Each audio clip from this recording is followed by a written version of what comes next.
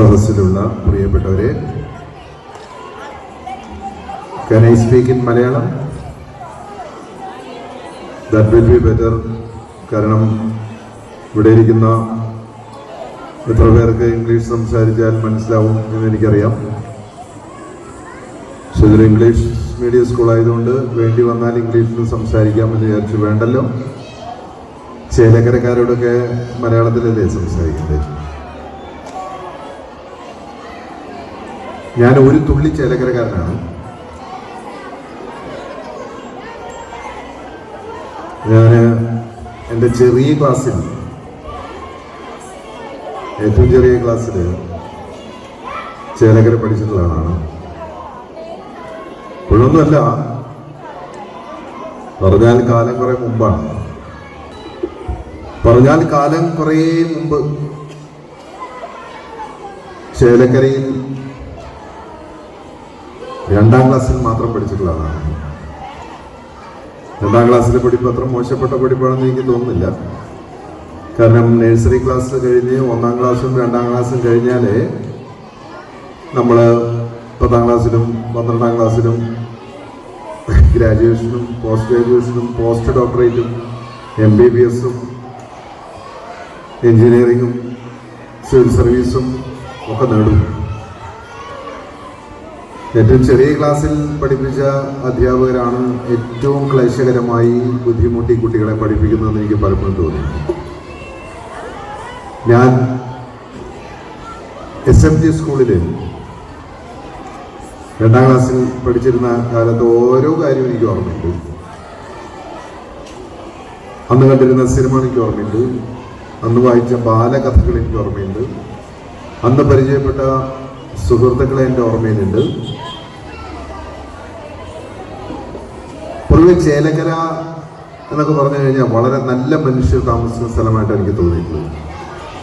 അതിമനോഹരമായ ഗ്രാമഭംഗിയുള്ള ഒരു സ്ഥലമാണ്. മനുഷ്യരുടെ പെരുമാറ്റത്തിലും ഭാഷയിലും ഒക്കെ വലിയ സംസ്കാരമുണ്ട്.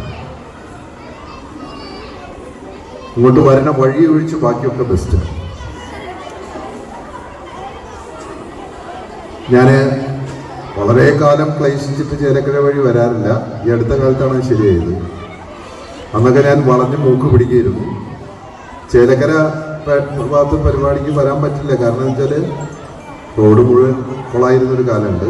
അന്ന് ഇങ്ങനെ പിടിക്കുന്നതിന് വരെ ഇങ്ങനെ പിടിച്ചിട്ട് ഒറ്റപ്പാലം വഴി തിരുവല്ലാമല വഴിയാണ് വരിക. അല്ലെങ്കിൽ ഹൈവേയിലൂടെ വന്ന് പഴയന്നൂർക്ക് ചാടുകയാണ് പതിവ്. അപ്പോൾ ഞാൻ ഇന്നിങ്ങോട്ട് വരുമ്പോൾ ഇങ്ങനെ ആലോചിച്ചു, ശ്രീനാഥിനെ കാണുന്നതിന് മുമ്പ് റോഡൊക്കെ നന്നായില്ലേ. അല്ല, ഞാൻ വരാറുണ്ട്. എന്തായിരുന്നു കുറച്ച് കാലം മുമ്പ്. അത് കഴിഞ്ഞ് ശ്രീനാഥ് ഞാനും കൂടെ ഒരു ചായയും കുടിച്ച് വണ്ടിയിൽ കയറി തോന്നൂർക്കര തിരിഞ്ഞ് ഇങ്ങോട്ട് ഇറങ്ങിയപ്പോഴല്ലേ വിസ്മയം. അതായത് അമേരിക്കയിലെ റോഡുകളെക്കാൾ ഭീകര വൃത്തിയുള്ള ഇത്തിരി മനോഹരമായ പാത. ആരും ഇതൊക്കെ നോക്കണത് ഇവിടെ. ഈ ഇത്രയും വലിയ ചെറിയ കുട്ടികൾ മുതൽ +1 +2 വരെ 10ാം ക്ലാസ് വരെയുള്ള കുട്ടികൾ പഠിച്ച സ്കൂളിലേക്കുള്ള വഴി നന്നാക്കാൻ ഇവിടുത്തെ ആരാണോ ഭരണാധികാരികൾ അവർക്ക് ഒരു ദയ, ഒരു ദാക്ഷിണ്യം, അടുത്ത തലമുറയോടുള്ളൊരു കമ്മിറ്റ്മെന്റ് ഉണ്ടെങ്കിൽ ഈ റോഡ് നാളെ നന്നാവും. നാളെ ഞാനാണ് ഇവിടുത്തെ പഞ്ചായത്തിൻ്റെ ആളെന്നുണ്ടെങ്കിൽ ഈ റോഡ് നന്നാക്കാൻ വേണ്ടി ഞാൻ നിരാഹാരം കിടക്കും. പക്ഷെ നമുക്ക് രാഷ്ട്രീയം പറ്റില്ലല്ലോ. ഞങ്ങൾ കലാകാരന്മാരല്ലേ, ഞങ്ങൾക്കിങ്ങനെ വഴി കാണിച്ചു കൊടുക്കാനേ പറ്റൂ. അപ്പോൾ ഈ റോഡ് നന്നാവാൻ വേണ്ടി ഞാൻ അന്തിമാളങ്കാവിൽ അപ്പനോടും സകലമാന ദൈവങ്ങളോടും ഞാൻ പ്രാർത്ഥിക്കുകയാണ്. ഇനി പ്രാർത്ഥിക്കുക രക്ഷയുള്ളൂ അല്ലേ. ഇതൊരു മോറായിട്ടുള്ളൊരു വഴിയാണ്. പക്ഷെ അവിടെ എത്തിയിട്ട് വളരെ സങ്കടമായി. ഞാൻ ശ്രീധരനോട് പറഞ്ഞു, ഈ റോഡിലൂടെയൊക്കെയല്ലേ ഈ കുട്ടികൾ ഓട്ടോറിക്ഷയിലും ബസ്സിലൊക്കെ വരും. പക്ഷെ ഇവിടെ എത്തിയപ്പോൾ വളരെ മനോഹരമായ അന്തരീക്ഷം. അതെന്നെ കൂടുതൽ സന്തോഷിപ്പിച്ചു. 1989 ഞാൻ 1989 പറയുമ്പോൾ കാലം കുറേ ആയിട്ടോ. ആദ്യമായിട്ടൊരു സ്കൂൾ ആനുവൽ ഡേയില് ഉദ്ഘാടനം ചെയ്തു. 1989 ഫെബ്രുവരി തൃശ്ശൂർ വിവേകോദയം എന്ന് പറയുന്ന ഇപ്പോഴത്തെ നമ്മുടെ കുട്ടികൾ 10ാം ക്ലാസ് കഴിഞ്ഞാൽ തൃശ്ശൂർ വന്ന് പഠിക്കുന്ന സമയത്ത് ചേരുന്ന ഏറ്റവും നല്ല റിസൾട്ട് ഉണ്ടാക്കി അവരെ ഡോക്ടർമാരും എഞ്ചിനീയർമാരും ആക്കുന്ന പ്രാഥമികമായ എൻട്രൻസ് പഠനത്തോടൊപ്പം പഠിക്കുന്ന സ്കൂളാണ് വിവേകോദയം സ്കൂൾ. ആ സ്കൂളിലാണ് ഞാൻ ആദ്യമായിട്ട് ഞാനൊരു ആനുവൽ ഡേ ഉദ്ഘാടനം ചെയ്യുന്നത്. അന്ന് ഞാൻ ഒരു നാടക പ്രവർത്തകനാണ്. അവിടെ നിന്ന് ഇങ്ങോട്ട് ഞാൻ നോക്കുകയാണ്, 40-41 കൊല്ലമായി.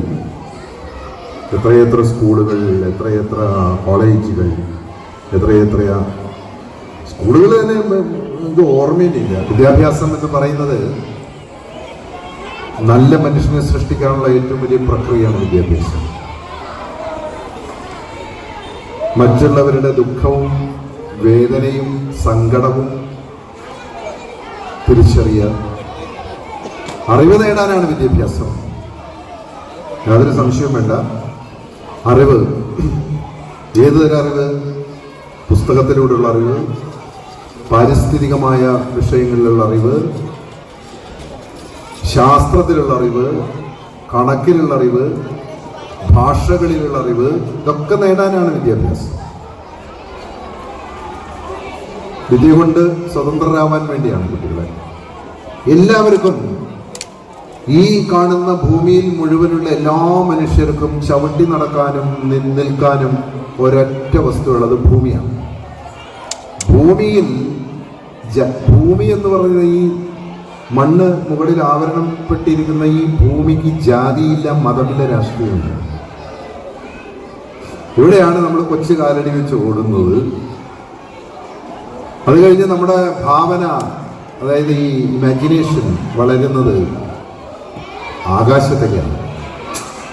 ആകാശത്തോളം ഉയരണം എന്നാണ് ശരിക്കുള്ള മാഷന്മാരെ കുട്ടികളെ പഠിപ്പിക്കുക. ആ കാണുന്ന ആകാശം, എത്ര കിളികൾ, എത്ര പലതരം പല വർണ്ണങ്ങളിലുള്ളവ, പല ജാതികളിലുള്ളവ, പല ചിറകുകളുള്ളവ, പലതരത്തിൽ പറക്കുന്നവ. ഈ ഇവിടെ നിന്നങ്ങ് പറന്നാൽ ഇവർക്കൊക്കെ പറക്കാൻ എല്ലാവർക്കും ആകാശം ഒന്നേ ഉള്ളൂ. ഒരാകാശം, ഒരു ഭൂമി, ഒരു സൂര്യൻ, ഒന്നേ ഉള്ളൂ. അതിലൊന്നും ജാതിയും മതവും ദേശവും ഭാഷയും രാഷ്ട്രീയവും ഇല്ല. ഉണ്ടോ? 5ാം ക്ലാസ് വരെ പഠിപ്പിക്കുന്ന അധ്യാപകരാണ്. 10ാം ക്ലാസ് വരെ ആവാം, കുഴപ്പമില്ല. കോളേജിലൊക്കെ പോയാൽ നീ വേണമെങ്കിൽ പഠിച്ചാൽ മതിയാണെന്നാണ് അവരുടെ മനോഭാവം.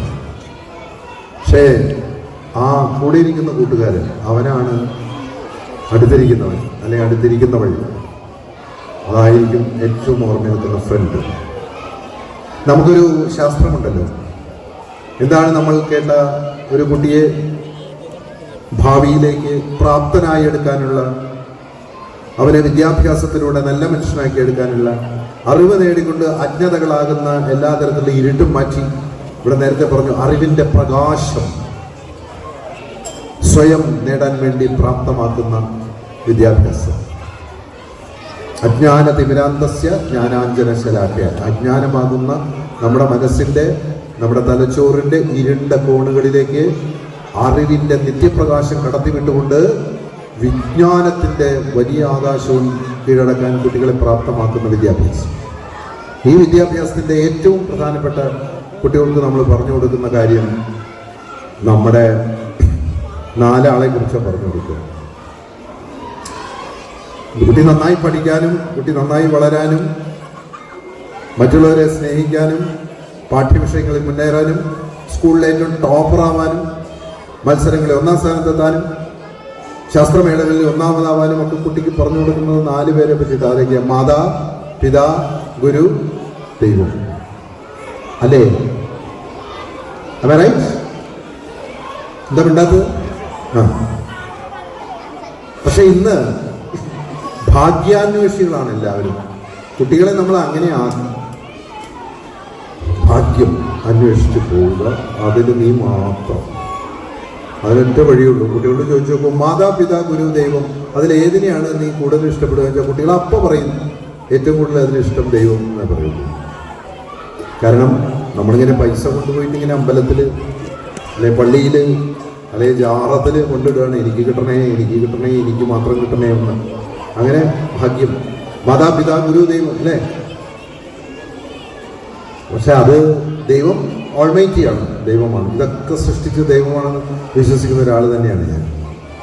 പക്ഷെ മാതാപിതാ ഗുരു ദൈവം എന്ന് പറയുന്നത് ഒരു ഇക്വേഷനാണ്. ആ ഇക്വേഷൻ്റെ ഉള്ളിലുള്ള 2-3 ചിഹ്നങ്ങൾ നമ്മൾ മറന്നുപോകും. മാതാപിതാ ഗുരു ദൈവം എന്ന് പറഞ്ഞാൽ വേറെ ഒന്നുമില്ല.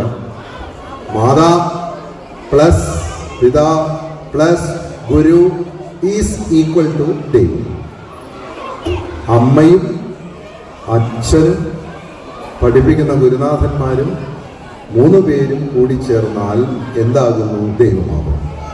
ദൈവം ഓൾമൈറ്റ് തന്നെയാണ് ഏറ്റവും വലുത്, യാതൊരു സംശയമില്ല. ബട്ട് ഒരു കുഞ്ഞിനെ സംബന്ധിച്ചിടത്തോളം അവൻ്റെ ജീവിതത്തിൽ ആദ്യത്തെ ദൈവം അമ്മയും, രണ്ടാമത്തെ ദൈവം അച്ഛനും, മൂന്നാമത്തെ ദൈവം ഗുരുനാഥനും. ടീച്ചറാവാം, അധ്യാപകനാവാം, ആരുമാവാം. ഈ 3നെയും കൃത്യമായ അളവിൽ കുട്ടികൾ മനസ്സിലേക്ക് എത്തിക്കുകയും അതിലൂടെ അവർക്ക് ഈശ്വരൻ്റെ ഒരു അനുഗ്രഹം ഉണ്ടാവുകയും ചെയ്യുമ്പോഴാണ് നല്ല കുട്ടികൾ ഉണ്ടാകുന്നത്. വേറെ കാര്യം ഞാൻ പറയാം. ലോകത്തിൽ നിന്നും ഇന്ന് കേരളത്തിലുള്ള വളരെ വൈവിധ്യമാർന്ന മേഖലകളിൽ, വിദ്യാഭ്യാസത്തിൻ്റെ ഏത് മേഖലയിലായിക്കോട്ടെ, ഏറ്റവും വലിയ പ്രതിഭകളായിട്ടുള്ള ആളുകൾ മിക്കവാറും ജനിച്ചത് ഇതുപോലുള്ള ഗ്രാമങ്ങളിലാണ് ജനിച്ചത്. പ്രതിഭകളുടെ പേരൊന്നും ഞാൻ പറയുന്നില്ല, പല വലിയ പ്രതിഭകളും ജനിച്ച് ഗ്രാമങ്ങളിലാണ്. പക്ഷെ ഗ്രാമങ്ങൾ ഇന്ന് നഗരവുമായി മത്സരിച്ചിട്ട് ഗ്രാമീണതയുടെ ആ നിഷ്കളങ്കത നഷ്ടപ്പെടുത്തിക്കൊണ്ടിരിക്കും. ചേലക്കരയും പഴയന്നൂരും തിരുവാമലയൊക്കെ ഇതൊരു മനോഹരമായ പേര് തന്നെ ഗംഭീരല്ലേ, ചേലക്കര. ഞാൻ എൻ്റെ നാടായ തൃശ്ശൂരിൽ നിന്ന് വരുമ്പോൾ അത്താണി എന്ന സ്ഥലം കഴിഞ്ഞാൽ ഇങ്ങനെ മനോഹരമായ ഭൂപ്രകൃതി ഇങ്ങനെ മാറി വന്നിരുന്നൊരു കാലം ഉണ്ടായിരുന്നു, ഒരു ഗ്രാമത്തിൻ്റെ ആരംഭം. അപ്പം അതൊക്കെ മാറിയപ്പോൾ എല്ലാവരും കോമ്പീറ്റ് ചെയ്തിട്ട് നഗരമാവാൻ വേണ്ടി നമ്മൾ ഉത്സാഹിച്ചു. എല്ലായ്പ്പോഴും ഇതിൻ്റെ ഒരു സാങ്ക്ടിറ്റി എന്ന വാക്കിന് എന്താ പറയുക, പവിത്രത നഷ്ടപ്പെടാത്ത ഗ്രാമമായി ചേലക്കരയെ ഇനിയും നിലനിൽക്കട്ടെ. ആധുനിക വിദ്യാഭ്യാസത്തിൻ്റെ എല്ലാ വിധത്തിലുള്ള സൗകര്യങ്ങളും ഇവിടെ ഉണ്ടെങ്കിലും ഇതിൻ്റെ ഒരു ഗ്രാമീണത എപ്പോഴും നിലനിൽക്കട്ടെ എന്ന് പ്രാർത്ഥിക്കുക. നമ്മുടെ ഒറിജിനാലിറ്റി, നമ്മുടെ എന്താ പറയേണ്ടത്, അതൊരു ഭംഗി എപ്പോഴും നിലനിൽക്കട്ടെ എന്ന് പ്രാർത്ഥിക്കുക. എല്ലാ കുട്ടികളും നന്നായി പഠിക്കുന്നവരാണെന്നുള്ള അതിൽ യാതൊരു സംശയവുമില്ല. എനിക്കറിയാത്ത പല കാര്യങ്ങളും എൻ്റെ വീട്ടിലെ കൊച്ചുകുട്ടികൾക്കറിയാം. കാരണം എല്ലാവരും കയ്യിൽ മൊബൈൽ ഫോണാണ്. ഗൂഗിൾ, ഗോഡ് എന്നൊക്കെ പോയി. ഇപ്പോൾ ഗോഡല്ല, ഇപ്പോൾ ഗൂഗിളാണ്. എന്ത് ചോദിച്ചാലും മറുപടി പറയും. ഗൂഗിളിൻ്റെ അടുത്ത് നോക്കിയാൽ മതി, എന്തൊരു ഉത്തരമാണ്. ഇപ്പം ഈ സ്കൂളിനെ കുറിച്ച് അറിയണമെങ്കിൽ ഗൂഗിൾ നോക്കിയാൽ മതി, എന്നെക്കുറിച്ച് അറിയണമെങ്കിൽ ഗൂഗിൾ നോക്കിയാൽ മതി, ശ്രീനാഥ് ചെയ്ത സിനിമകളെ കുറിച്ച് അറിയാൻ ഗൂഗിൾ നോക്കിയാൽ മതി. ഒരു മരുന്ന് നമുക്ക് എഴുതി തന്ന ഒരു മരുന്നിൻ്റെ ഡീറ്റെയിൽസ് അറിയണമെങ്കിൽ എന്തിനൊക്കെ കൊടുക്കുന്നു, ഗൂഗിൾ നമുക്ക് തരും. അത് അറിവുകളാണ്, നമ്മളിതിൻ്റെ ഫീഡ് ചെയ്ത് വെച്ച അറിവുകളാണ്. ടെക്നോളജിയുടെ ഏറ്റവും ഉന്നതിയിലാണ് നമ്മൾ നിൽക്കുന്നത്. ടെക്നോളജിനെ എങ്ങനെ വളരുക എന്ന് പറയാൻ പറ്റില്ല. ഇനിയിപ്പോൾ നമ്മുടെ വിരലുകളിലൊക്കെ ആയിരിക്കും ചില ചെറിയ ചെറിയ സാധനങ്ങളൊന്നും മാറുന്നത്. പക്ഷേ ഇതൊക്കെ തരുന്ന അറിവുകളാണെങ്കിലും തിരിച്ചറിവുകൾ എവിടെയെന്നാണ് ചോദ്യം. അതില്ല. അറിവ് വലിയ അറിവാണ്, ഇൻഫർമേഷൻ ടെക്നോളജി. പക്ഷെ എവിടെയാണ് വിസ്ഡം കിടക്കുന്നത്? അച്ഛനമ്മമാരെ ആലോചിച്ചാൽ മതി. എവിടെയാണ് തിരിച്ചറിവുകൾ? തിരിച്ചറിവാണ് വേണ്ടത്. അറിവുണ്ട്, അറിവ് ധാരാളം ഉള്ളത് കൊണ്ടാണ്, അറിവിൻ്റെ അത്യുന്നതയിൽ നിൽക്കുന്നത് കൊണ്ടാണ് നമ്മൾ പറയുന്നത് അറിവുണ്ട്. ശരിയാണ്, തിരിച്ചറിവുകളില്ല. ആളുകളെ തിരിച്ചറിയണം, വിവച്ഛേദിച്ചറിയണം. അതിന് വേണ്ടത് പുസ്തകങ്ങൾ വായിക്കണം, ദിനപത്രങ്ങൾ വായിക്കണം. ഫേസ്ബുക്കും വാട്സാപ്പും മാത്രം പോരാ. വലിയ വലിയ മഹാന്മാരായ എഴുത്തുകാരും ചിന്തകരും എഴുതി വെച്ച ഗ്രന്ഥങ്ങൾ വായിക്കണം. സമൂഹത്തിന് നല്ല രീതിയിലേക്ക് തിരിച്ചു വിട്ടിട്ടുള്ള ചലച്ചിത്രങ്ങൾ ഉണ്ടെങ്കിൽ അത് കാണണം. അപ്പം അങ്ങനെ കുട്ടികളിൽ വിദ്യാഭ്യാസത്തിനൊപ്പം തന്നെ സമാന്തരമായി മറ്റൊരു വിദ്യാഭ്യാസം കുട്ടികൾക്കുണ്ടാവണം. അതിലൂടെ തിരിച്ചറിവുണ്ടാകും. ഏറ്റവും വലിയ തിരിച്ചറിവ് എന്ന് പറഞ്ഞാൽ അടുത്തിരിക്കുന്ന ആളുടെ ജാതി ചോദിക്കലല്ല. വളരെ സങ്കടപ്പെടുത്തുന്ന ഒരു ലോകത്താണ് ജീവിക്കുന്നത്. 8ാം ക്ലാസ് എത്തുമ്പോഴേക്കും MD കഴിയാണ് കുട്ടികൾ. MD കഴിയണമെങ്കിൽ എന്ത് എഴുതണം? എൻട്രൻസ് എഴുതി MBBS 5 കൊല്ലം കഴിഞ്ഞ് പിന്നെ 2-3 കൊല്ലം പഠിച്ചാലേ MD കിട്ടുള്ളൂ. പക്ഷെ ഇത് 8ാം ക്ലാസ്സിന് MD കിട്ടും, MAയും കിട്ടും. കുഞ്ഞായിരിക്കുമ്പോൾ തന്നെ MDയും MAയും കിട്ടുന്ന കാലമാണ്. എന്താണത്? MDMA, മയക്കുമരുന്ന്. നമ്മുടെ തലമുറയെ വഴിതെറ്റിക്കുന്ന മയക്കുമരുന്ന് മാഫിയ. അത് തിരിച്ചറിവുള്ള മാതാപിതാക്കൾ ഉണ്ടാവണം. കുട്ടികൾക്ക് ഏത് തരത്തിലും വീട്ടിൽ നിന്ന് പുറത്ത് ചാടുക എന്നൊരു ടെൻഡൻസിയാണ്. പല വീടിൻ്റെ അകങ്ങളും അഗ്നിപർവ്വതങ്ങളാണ്. എനിക്കറിയാം, പൊട്ടാത്ത അഗ്നിപർവ്വതങ്ങൾ ഇങ്ങനെ നിൽക്കുകയാണ് വീടുകളിൽ. കാരണം ഇപ്പോഴത്തെ വീടുകളിൽ കാര്യങ്ങൾ തീരുമാനിക്കുന്ന അച്ഛനോ അമ്മയോ അല്ല, കുട്ടികളാണ്. കുട്ടികൾ ഭരിക്കുന്നൊരു ലോകമാണ്, അവരുടെ അപക്വതയുടെ ലോകമാണ്. അതിനെ ഒരു തിരിച്ചറിവ് കൊടുക്കുന്ന ഒരു വിദ്യാഭ്യാസ സമ്പ്രദായം കൂടെ നമ്മുടെ നാട്ടിൽ ഉണ്ടാവണം എന്നാണ് എനിക്ക് പറയാനുള്ളത്. ഞാൻ സീരിയസ് ആയിട്ട് സംസാരിക്കുന്നത് വിചാരിക്കുന്നു, ഓരോ ദിവസവും ഓരോ പോയിന്റ് പറയണ്ടേ. അപ്പൊ ഈ ചേലക്കര എന്ന് പറയുന്ന ഗ്രാമം അത്ര മനോഹരമായ ഗ്രാമം. ഇവിടുത്തെ നമ്മുടെ ഒരു ഐഡന്റിറ്റി എന്താണ്, നമ്മൾ ഏത് നാട്ടുകാരനാണ്, ഏത് വീട്ടുകാരനാണ് എന്നുള്ള ഒരു തിരിച്ചറിവ്. ഇന്നിപ്പം ആ ഒരു തിരിച്ചറിവുണ്ടോ? ഏതെങ്കിലും കുട്ടികളെ നമ്മൾ ശാസിച്ചു കഴിഞ്ഞാൽ നമ്മുടെ പേരിൽ കേസ് കൊടുക്കില്ലേ പോലീസ്? രക്ഷിതാക്കൾക്ക് ധൈര്യപൂർവം കുട്ടികളെ ശിക്ഷിക്കാൻ കഴിയുന്നില്ല. അവരെ അധ്യാപകർ കുട്ടികളെ ശിക്ഷിച്ചാൽ അധ്യാപകരെ പോലീസ് അറസ്റ്റ് ചെയ്തു കൊണ്ടുപോകുന്ന കാലമാണ്.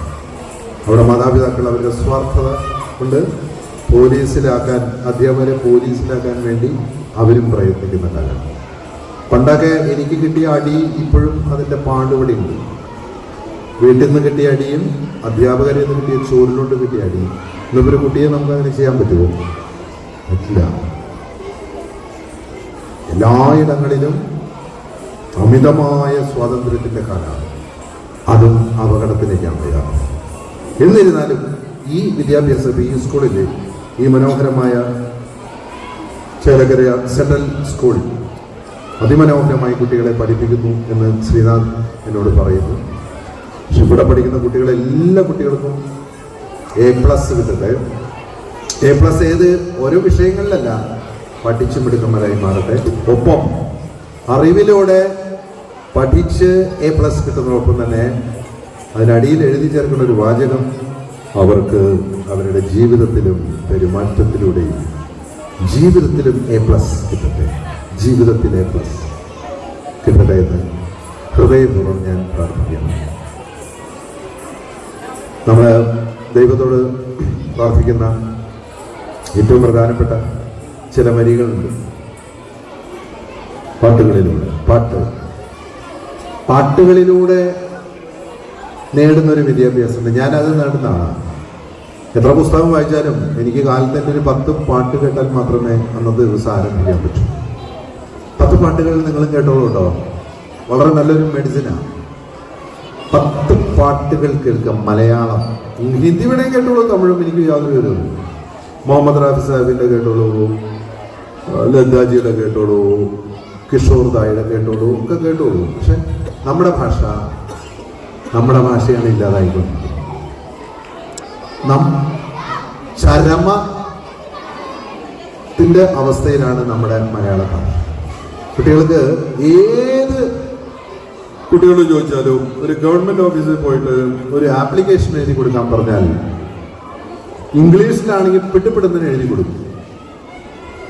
ഇംഗ്ലീഷിൻ്റെ ഒരു ആപ്ലിക്കേഷൻ അതൊന്ന് മലയാളത്തിൽ എഴുതാൻ എൻ്റെ ഒരു സുഹൃത്ത് എൻ്റെ മുന്നിൽ വെച്ചൊരു പെൺകുട്ടി വന്നിട്ട്, വലിയ പഠിപ്പുള്ള കുട്ടിയാണ്, മലയാളത്തിലൊന്ന് എഴുതി തരുന്ന ആ കുട്ടി എനിക്കറിയില്ല, മലയാളത്തിൽ ഒരു ആപ്ലിക്കേഷൻ എഴുതാൻ അറിയില്ല. അപ്പോൾ ഞാൻ ചോദിച്ചു, എവിടെ പഠിച്ചത്? ഇന്ന സ്കൂളിലാണ്. ഓർമ്മ മലയാളം പഠിച്ചു, പക്ഷേ ഐ കാൺ റീഡ് മലയാളം. മലയാളത്തിൽ ഞങ്ങളുടെ വീടിനടുത്തുള്ള ഈ ഒരു സാധനം എഴുതാൻ അറിഞ്ഞുകൂടാ. അതിൻ്റെ സബ്ജക്റ്റ് ഉണ്ട്, സബ്ജക്റ്റ് ഇംഗ്ലീഷിൽ എഴുതും, പക്ഷെ അത് മലയാളത്തിൽ എഴുതാൻ പറ്റാത്ത അവസ്ഥയാണ്. മദർ ടങ് ഇന്ന് ഇംഗ്ലീഷിൽ പറഞ്ഞു കൊടുക്കേണ്ട അവസ്ഥയാണ്. മാതൃഭാഷ എന്ന് പറഞ്ഞാൽ ചിലപ്പോൾ മനസ്സിലാവില്ല, മാതൃഭാഷ മറക്കുന്നു, വലിയ പ്രശ്നമാണ്. ഞാനാണ് എന്നിട്ട് പറഞ്ഞു കൊടുത്ത് ഇങ്ങനെ എഴുതി കൊടുക്കണം. വനന്തരവസ്ഥ. അവിടെയാണ് മലയാളം പഠിക്കാനുള്ള ഏറ്റവും എളുപ്പ വഴി കേൾക്കുക. കേൾവിജ്ഞാനം. കാലത്തഞ്ചിട്ട് പാട്ട് കേൾക്കുക. 2ാം ക്ലാസ്സിൽ പഠിക്കുന്ന കാലത്ത് കേട്ട പാട്ട് ഇപ്പോഴും ഉണ്ട്. മുഴുവൻ വരികൾ എൻ്റെ ഓർമ്മയുണ്ട്. മുഴുവൻ വരികൾ കഥകൾ പറഞ്ഞു കൊടുക്കും. കുട്ടികളുടെ ഇമാജിനേറ്റീവ് വേൾഡ് വികസിക്കണം. അന്തിമാളങ്കാവിൻ്റെ ചരിത്രം കേൾക്കണം. ചുരുങ്ങിയ പക്ഷം ചേലക്കരയുടെ ചരിത്രം അറിയണം. നമ്മുടെ ചുറ്റുപാടുള്ള കഥകൾ അറിയണം. നമ്മുടെ ലോകമറിയണം. അങ്ങനെ തലമുറകളെ വിദ്യാഭ്യാസത്തിന് അപ്പുറത്തുള്ള തിരിച്ചറിവുകളിലൂടെ ഞാൻ ഒരിക്കലും കൂടെ പറയാം, തിരിച്ചറിവുകളിലൂടെ കുട്ടികളെല്ലാവരെയും മിടുക്കന്മാരാക്കണം. അതുപോലെ വിദ്യാഭ്യാസത്തിന് കിട്ടുന്ന A+നേക്കാൾ വലിയ A+, ജീവിതത്തിൽ A+ നേടുന്ന കുട്ടികളാവട്ടെ എന്ന് പ്രാർത്ഥിച്ചുകൊണ്ട് കൂടുതൽ സംസാരിച്ചു എന്നൊരു സംശയം. എനിക്കാണെങ്കിൽ 7 മണിക്ക് എത്തണം. എന്തായാലും നേരം ഇരുട്ടിക്കഴിഞ്ഞു. ആളുകളൊക്കെ വന്നിരിക്കുന്നു. ഈ ബോറായിട്ടുള്ള പ്രസംഗങ്ങൾ കഴിഞ്ഞിട്ട് വരാമെന്ന് വിചാരിച്ചിട്ടാണ് ആൾക്കാർ വെയിറ്റ് ചെയ്യുന്നത്. എനിക്കറിയാം. വളരെ സന്തോഷത്തോടു കൂടി ഇന്നിവിടെ വന്ന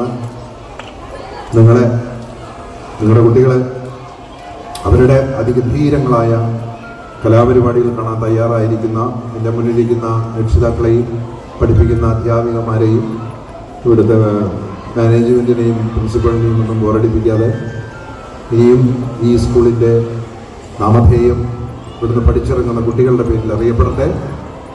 നമ്മുടെ ഈ സ്കൂളിൻ്റെ പേര് ലോകത്തിൻ്റെ നെറുകയിലെത്തട്ടെ. ചേലക്കര സെൻട്രൽ സ്കൂളിൽ നിന്നും പഠിച്ചിറങ്ങിയ കുട്ടികൾ ലോകത്തിൻ്റെ നാനാഭാഗത്തിനെത്തട്ടെ. അതോടൊപ്പം തന്നെ ഈ കുട്ടികൾ ഇന്ത്യക്ക് വേണ്ടി പണിയെടുക്കുന്നവരാവട്ടെ, നമ്മുടെ നാടിന് വേണ്ടി പണിയെടുക്കുന്ന കുട്ടികളായി മാറട്ടെ. നമ്മുടെ കുട്ടികളൊക്കെ നമ്മുടെ നാട്ടിൽ തന്നെ ജോലി ചെയ്ത് നമ്മുടെ നാടിൻ്റെ അഭിമാനങ്ങളാവട്ടെ.